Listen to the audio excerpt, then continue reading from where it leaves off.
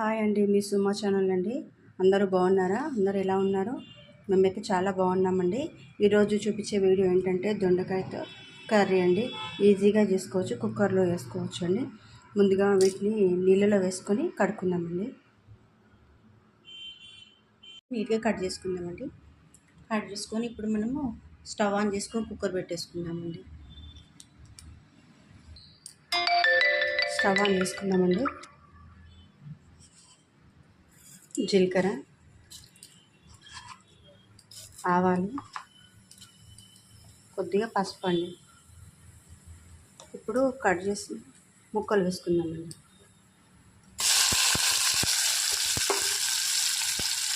దొండకాయలను ఇట్లా వేసుకొని అన్నీ వేసుకొని ఒకసారి కలుపుకోవాలండి.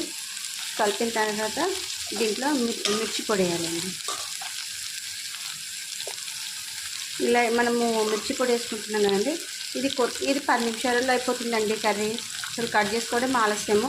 వంట రాని వాళ్ళు కూడా ఇలా చేస్తే తొందరగా అయిపోతుందండి. కుక్కర్లో వేయడమే కదా. నేను ఇప్పుడు 1.5 month నుంచి కుక్కర్లోనే వేస్తున్నా. ఎందుకంటే గ్యాస్ షార్టేజ్గా ఉంటుంది కదండి, దొరకట్లేదని చెప్పేసి ప్యాన్లో వేయట్లేనండి. అన్ని కుక్కర్లోనే వేస్ట్ చేస్తున్నా. ఇలా మిర్చి పొడి వేసుకున్న తర్వాత ఒకసారి కలుపుకుందామండి. మిర్చి పొడి వేసుకొని కలుపుకున్నాం కదండి. ఇప్పుడు ఒక కుక్కర్కు విజిల్ పెట్టేసుకుంటామండి. మనము విజిల్ వచ్చిన తర్వాత కుకింగ్ ఎంతవరకు చూపిస్తానండి. చూడండి, కుకింగ్ అయిపోయింది కదా. మిర్చి పొడి వేసినాము, ఉడికిపోయింది.